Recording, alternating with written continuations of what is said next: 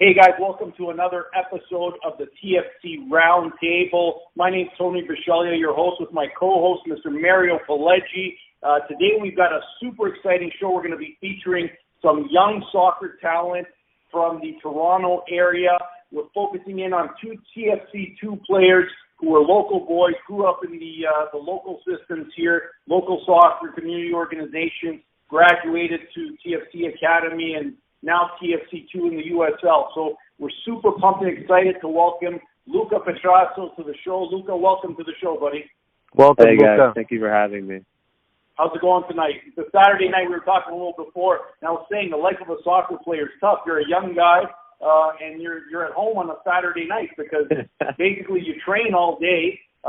It's been a really hot summer here in Toronto, and I'm sure the heat and everything else plays a big part of it. But you're hanging out at home and ready to go to sleep on a Saturday night. What's up with that? Yeah, I know. I've been training all day. This week we've been training twice a day, so I've just been exhausted. Every time I get home, I'm just so tired, so I just have dinner with my family, and then I go straight to bed. So this is past my bedtime right now. the exciting life of a pro soccer player. You know, when we think of pro soccer players, we think of all the European guys. Ronaldo, when he was young, going to nightclubs, Vegas, here, there. But you guys really grind it out. You train hard all day. I'm sure you're on a diet regimen as well. And then, you got to get your sleep because you're back at it the very next day. So it's a real grind. Yeah, it's really hard, especially because when you go home, you don't have that much time just to recoup and get your body back to normal. So I'm back up in the morning around 7 a.m. and then driving to TFC. I have to be there for 8 a.m. So then we start all over again every day. Wow, that's amazing. A lot of dedication and commitment. Yes, for sure. So, Luca, tell us about a little bit of your history. Tell us about how it's been on your journey with TFC and the academy. Let's get at it. So when I was 12, that's when I first joined TFC Academy. I think that was when it first started up. I think the coach for that one was Johnny Chimini. He was the first coach for the TFC Academy, and then that's when he brought me back in on a trial because I used to play for Woodbridge, Kleinberg, and Vaughan when I was a kid. And then he brought me in from Woodbridge. Then ever since I was 12, I've been playing for TFC, and it's been a great journey being able to travel across the world and play teams in the MLS, play teams across Europe. I don't know if I don't know if I ever told you this, but I remember watching Johnny Chimini play soccer when I was in grade 9 and grade 10 at St. Mike's. He was just phenomenal. Like, you saw the guy play soccer and you were in awe. Like, he was destined for success. So then when I heard he had joined the TFC Academy, it was just it was a no-brainer for that team to carry on a fantastic Italian-Canadian coach starting off so young with the team. So you're lucky that you had him under your belt. Yeah, for sure. He's been a great person for me, a great coach to me. Me and him also have a personal connection since been coaching me since I was a kid. So having an Italian as well in TFC Academy and being able to push me every day has been fantastic. So. Yeah, that's fantastic. And you know what? It's great to hear this story because you're a local boy who's done well. We talked a little bit about it before. You came through the club system. You were at Woodbridge Soccer. You were at Vaughan and Kleinberg. So you really got your first taste of soccer locally here in York Region. And, when I was a kid, I played for Woodbridge for a little while. I had Peterson and Soto, who was back then a coach in the system. He wasn't the technical director yet. But, we had some quality coaching, especially here in Woodbridge and Vaughan, and I think we still do. And you're a product of that. And we never had that chance when I was growing up, but you're definitely a product of some quality local coaching. Would you agree with that? Yeah, 100%. I used to be very close. Still are with Pina Penizosa. I used to take care of me when I was at Woodbridge. He was very close with my dad, and he'd always come and watch me and train when I was playing, and he was very close with my family at the time. So a lot of familiar faces in a small world in soccer. Yeah, absolutely. He's always been a big proponent of Italian-Canadian players. He coached Toronto Italia back before you can even remember, before you were born. He was with the Montreal Impact. So he's really been a big proponent, and he's pushed young Italian players really to the professional level, to the MLS, the USL, and other leagues before, the CPSL, predating you. But he's been a big proponent of young Italians, and I think especially in this community with one of the biggest number of recreational soccer players in the country, this is a hotbed of soccer, and it's pretty competitive when you get out there, and you see Woodbridge Vaughan constantly dominate, and they have for decades. and you came from that system. How do you describe being with TFC Academy? Because you're the first generation that got to experience that. How was that being 12, 13 years old and being part of a professional academy? Well, when I was 12 years old, when I was playing for Woodbridge, I think right when everybody found out that TFC was starting to have an academy, everybody was so excited to get that chance to go and get that opportunity. And I was so happy to get that opportunity. But ever since being playing for them, especially at a young age, it's a different culture, a different environment. Being able to play against other MLS teams and showcase yourself against talent across the world, you're able to see where you are at the moment. And being in that professional environment, being able just to go there and train and be able to be treated as a professional as a kid, it's been incredible. And I enjoyed every moment of it, 100%. Yeah, would you say the major difference is exposure, like you said, to other MLS clubs and farm systems, and you being seen by coaches all over North America? Is that like really the main difference? And is the quality of coaching as good, if not better, than the clubs here in York Region? I would say, yeah, the exposure part is being able to we've been to tournaments in France. I played against Juventus when I was a kid. I played against Juventus, I think, 3 years ago here at Ontario Soccer Center. That's amazing. And then we went to play in France and play against big teams like Auxerre, PSG. And like as a kid, when I was like 15, 14 years old, I would never thought about playing teams like that, and just being able to showcase yourself and see where you are at the level, European level, MLS level. It's incredible. But also the coaching wise for TFC, it's great. Like you have a top coach that gets coming in from all club teams and being able to come together and share your ideas. But there's so many good coaches in Woodbridge, and a coach that I really looked up to as a kid when I was at Woodbridge was Marco Ciampa, which was very took care of me and put me under his wing when I was at Woodbridge. He's the technical director now at Aurora Soccer. Yeah, that's amazing. He's a very good person to me. So there's so many good coaches around in club soccer, but for TFC, it's just the level, I guess, right now, and the way TFC is moving in the academy is just developing and increasing at a very fast rate. So Luca, let's jump to, we both Tony and I know a lot of people right now whose kids are at the age of 4, 5, 6, 7 starting soccer for the first time, trying it out.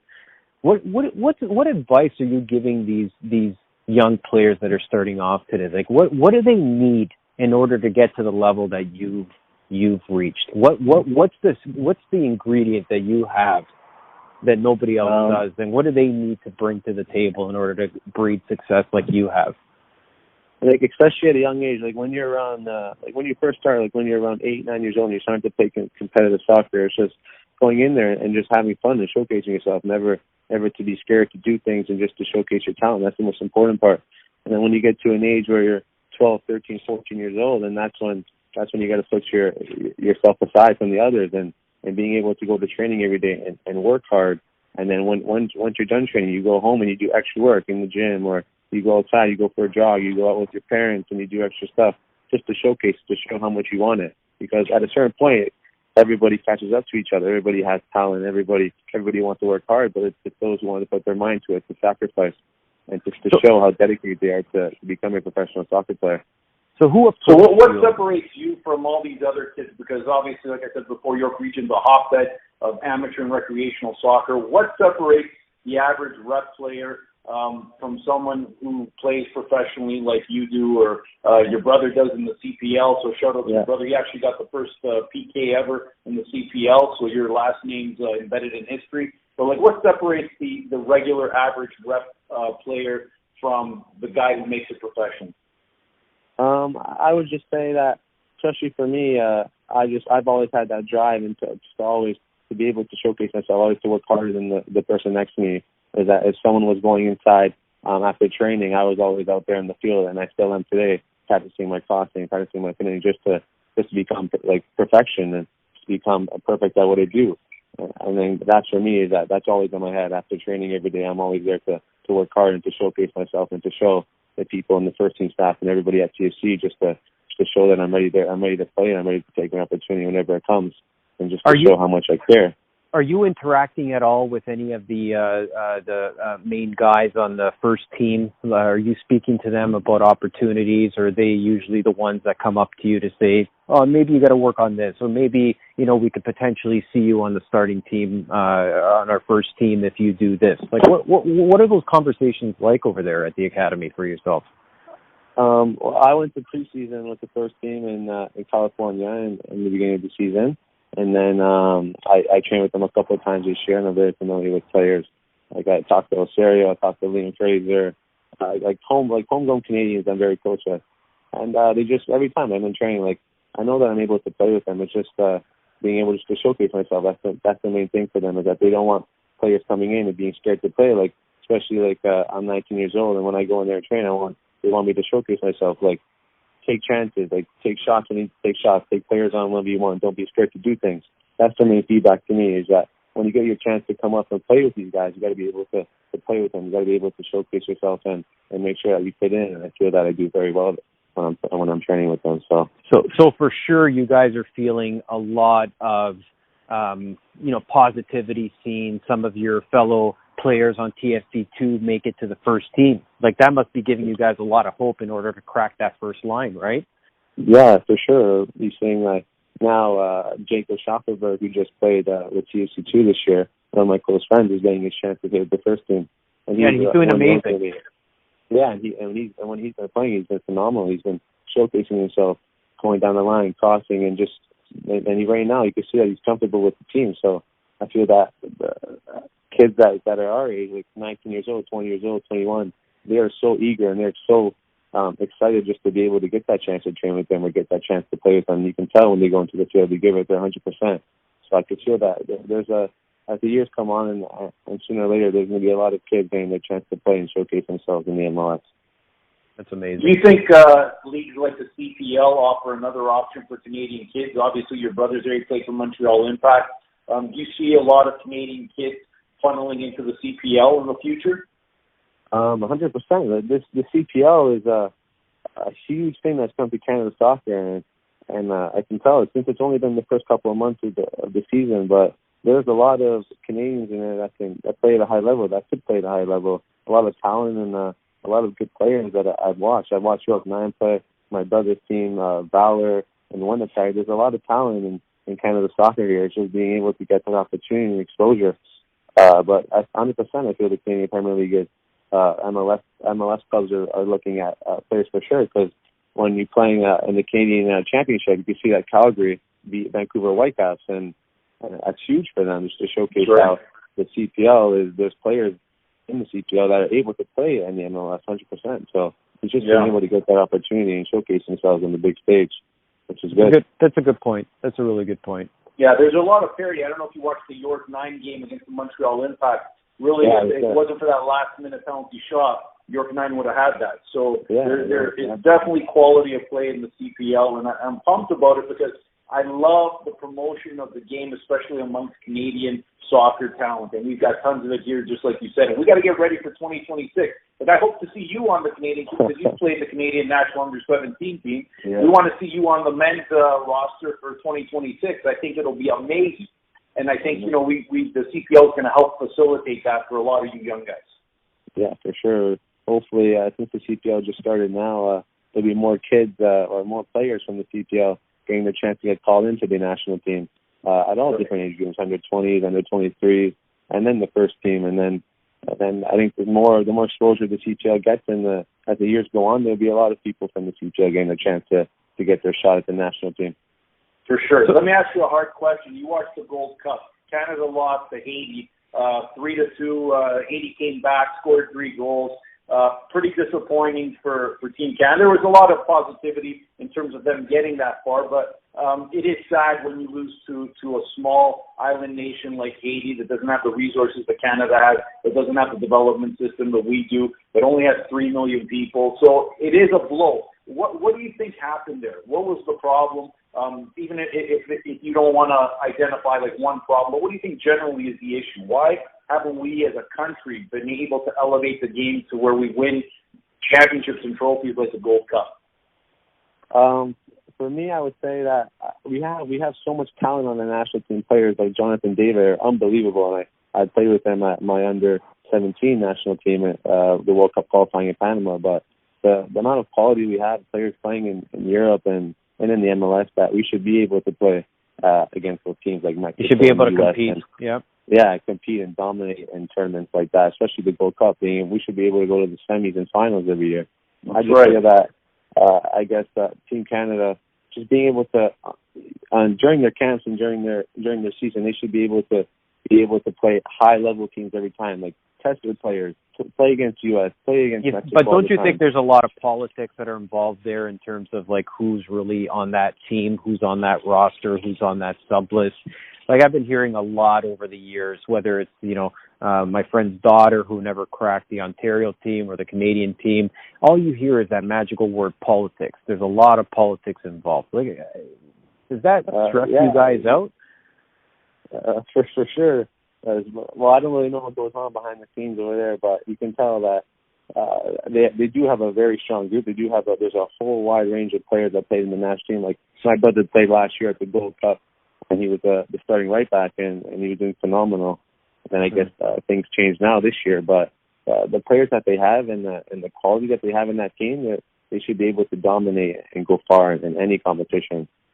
So why do you think we don't? Is it because of climate, because we don't play year-round, because of our system, the development system here? Like, if we have the quality of play, if we could just pinpoint it, like, I'm trying to figure it out. Why can't we rise to the top? Like, what's the real issue? And as a player playing in the USL, you've played everywhere. You played with Team Canada under 17. Like, what do you think the issues are since we got the quality players? Is it coaching? Is this the pyramid of development here in this country? Like, what are we doing wrong in Canada that they're doing right in Mexico or Costa Rica or wherever? For me, it's I think I said before, it's just the amount of the games or the teams that they're playing. Like before they go into these big tournaments, like you can tell U.S. Their development and their club is unbelievable. So, but if you look at Canada, like when it comes to camps, they should be playing against Mexico. They should be playing against U.S. on a day-to-day basis. Every camp they get, they should be having camps every month, every 2 months to bring in new players and showcase themselves. But if you're just doing camps every 5 or every 6 months, you're bringing in a team doesn't have a lot of chemistry together. You're bringing players, and then you go into the tournament and you hope for the best. But if you are you saying that we have to build stronger relationships with countries that have strong soccer teams and invite ourselves over there to start having joint camps and joint games and joint friendlies in order to make us elevate our game amongst the best? Yes, I feel that if you put Canada against the Team Canada, you put them against if you put them against a competition that is at the highest level, and you play teams that are at the highest level, you would test your players. You will see where your players are at, and then when it comes into the tournaments like the Gold Cup and then the upcoming World Cup, you can tell that when you go into tournaments and you play against U.S., you play against Mexico, you're able to compete against them. And then when you saw in the Gold Cup, you played against Haiti. I guess you're up 2-0, and then after the second half, they might have thought that it was all over, that you can just hold back and let your foot off the gas. And put yourself on cruise control. Yeah. And then Haiti came out flying, and they showed their heart, they showed their dedication, and they do deserve to win that game, 100%. But I feel like Canada needs to be playing against higher competition every time they have camps. Every time they're going into the tournament, they should be playing teams at the highest level to test their players. Because if they're playing against teams like Cuba every now and then, they're not really testing your players. Canada goes there and they always win every game. So if you test your players against Mexico, the U.S., maybe even test your Costa Rica, like those are top teams in the CONCACAF. So you can be able to really test your players and see where they're at. That's amazing. So, okay, Luca, let me bring something up right now. You're speaking to two very passionate Italian Canadian individuals. Okay, we love soccer, but more importantly, we love our culture, we love our heritage, we love where we come from, the food we eat, everything that has to do with being Italian. How is being an Italian Canadian soccer player impacted the way that you are and how you're represented on the team? And more importantly, do you feel that being an Italian Canadian player is potentially hindering any type of success? Because let's face it, before Giovinco, when has an Italian Canadian ever been praised at that level before? here in Toronto.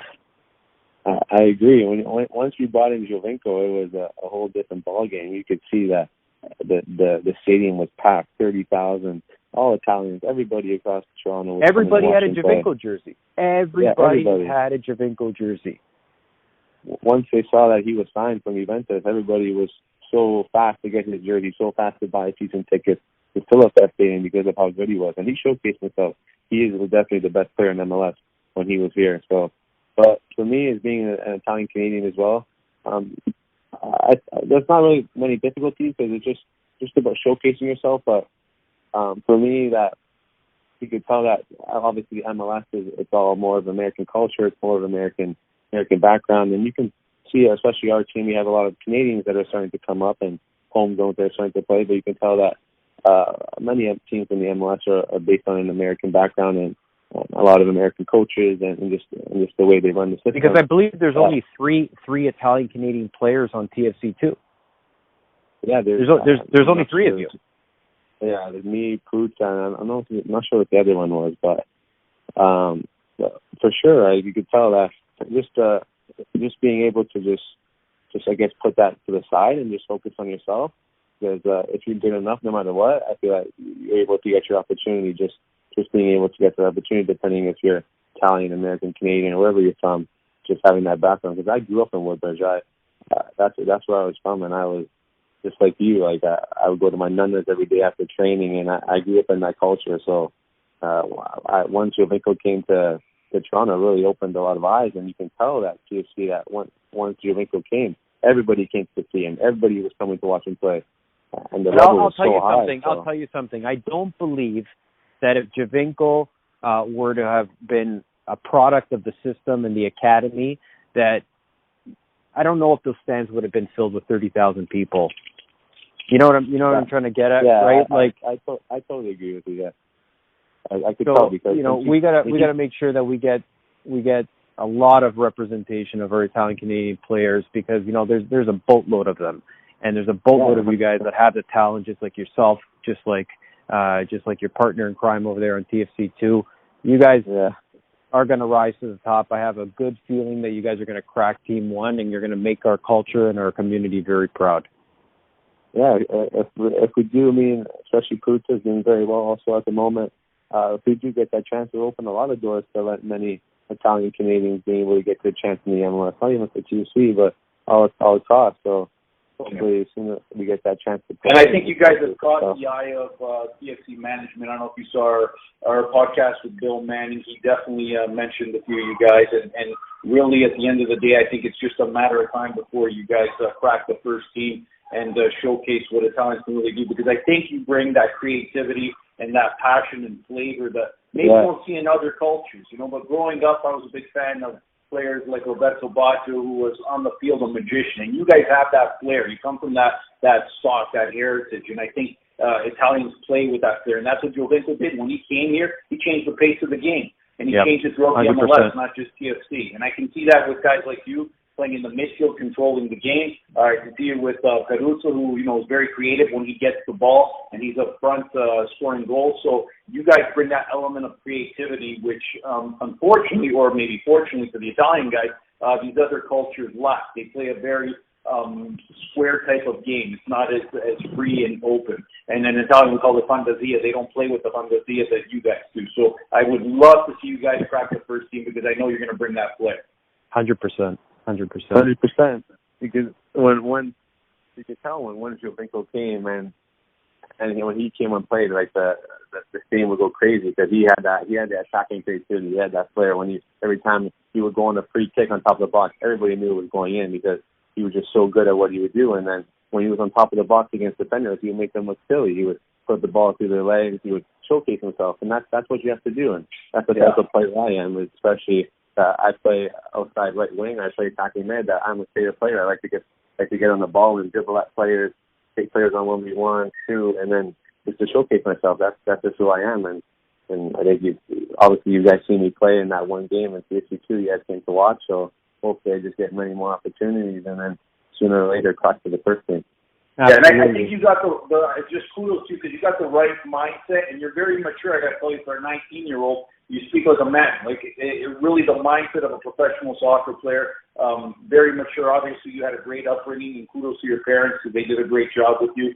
But I'm sure the coaches that reared you and brought you through the system, whether it was with Woodbridge or Vaughan or TFC Academy, did a fantastic job of allowing you to be creative, right? To giving you the confidence to showcase what you got. And often players are restrained and restricted by coaches, but I don't think that happened with you. Am I correct in saying that? Yeah, you're 100% correct because that's exactly my playing style. Like, I don't want a coach to tell me that I can't do what I do best. And that's where, when I was playing in the academy, Danny Dickio was a coach that really took me under his wing and coached me for several years. And he was a person that would just come up to me before the game and said, get on the ball when you're in the attacking third, showcase yourself, do what you do best. And that's where my confidence came. I would score goals, I would create chances, I would assist players. And then now, it's just every time we go in the field, it's just when I'm in that attacking third, I know what I have to do. I know I have to showcase myself and put the ball in the back of the net or assist one of my teammates. And that's what I do best. So, yeah, I agree 100%. And that's amazing. And you're going to kill it, and you got to keep up this attitude that you have, because I agree with Tony 100%. You are very, very mature, and we're really lucky that we got to meet you. You're a stand-up guy. We hope that you join us back on the show 100% in the future. And I just wanted to just take this opportunity right now and thank you for joining TFC Roundtable and spending time with Tony and I and telling us a little bit about yourself, because you know what? It's opportunities like this that really go to the heart about that family type of environment that Bill Manning keeps on preaching about, right? Like that TFC building, that BMO Academy training facility is just your second home.